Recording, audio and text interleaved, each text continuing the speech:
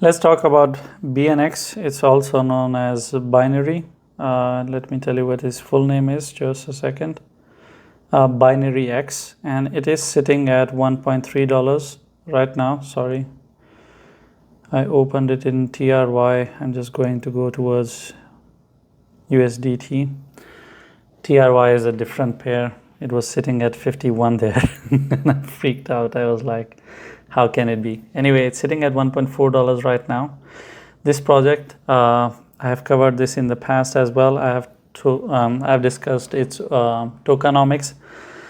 I have mentioned that the overall inflation in this project is not as bad as you would. It's not bad. Let's put it like that. If you look at the tokenomics of famous projects like Su, C, Tia, and others, they have horrible tokenomics, which means that in the long run, those projects, they will not be able to perform well, and every bull run you will only see the new time lows, and instead of seeing all-time highs, new all-time highs in them.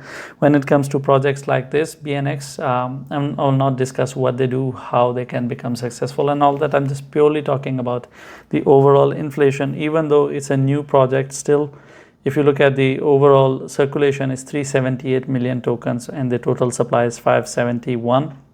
Let's call it 580. So the circulation and this max supply, it doesn't have a massive difference. Which means that once they release the remaining tokens, there will be 40% of more inflation. Unlike if you look at Su, in next 4 years, Su is going to have an inflation of 200%. If you look at Arbitrum, in 1 year, they had over 200% inflation all in one go. So those kind of tokenomics is what makes a project pretty much dead very quickly. So when we talk about tokenomics of BNX, they are good. So at least from that angle, fundamentally at least has one less problem, which means that if somehow people go bullish about this project, it's way easier to push this coin in contrast to pushing, let's say, Arbitrum or something else that is highly inflated, all the names that I took. Anyway, let's talk about its TA, as what can we expect from it. As it is pumping crazily, so we are going to have crazy gaps of support and resistances. I do apologize for that, but it is a smaller market cap project. It's not very small, it's still $500 million, but still, when a project goes crazy like this, 30% in one day, they always retrace. So I need to keep that in mind. Considering that, I'll be using the two areas of support for this one. First is going to be $1.3 area. As long as it holds 1.3, you can expect it to be on an upward journey. Now, if you're wondering upward where, towards 1.72. If it loses 1.3, you have one last support, and that is at $1 because it's a psychological support. If BNX continues to hold, it can again go back towards 1.3, then towards 1.7. But if it loses somehow $1 as well, then we are talking about 70 cents. But let's not get to that area. Let's hope it doesn't lose $1 at all, and it holds on to 1.3. Right now it is sitting way above 1.3. It is sitting at 1.4 as we speak. So it is sitting above pretty much in a good place, and it has started going down from 1.54. So it means that the retracement is nice enough, and 1.3 is here. That is decent enough of retracement for a bullish project.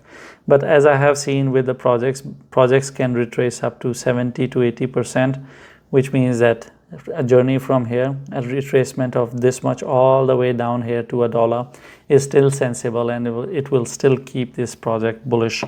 But of course, if it loses $1, then everything that is bullish out there with this project will start disappearing, and then we can start talking about the downward journey.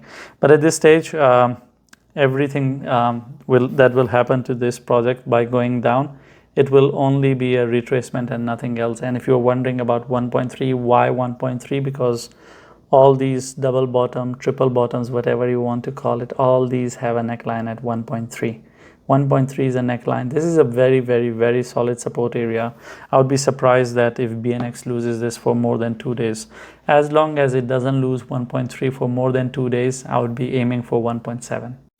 Thank you for watching the video. If you have any questions or I have touched on a topic and you expect me to explain a bit more, I'll try my best to explain that to you in the comments. Leave a comment, and I'm not going to tell you to like and subscribe, because if you're not interacting with the video or if you're not subscribed, you're not going to see all the 10 videos that I make every day. You're going to miss out on it, and I think you are educated enough to understand what to subscribe and what not to, because if you want to miss out on it, then why not? It's for your own good, and you should know better what is good for you.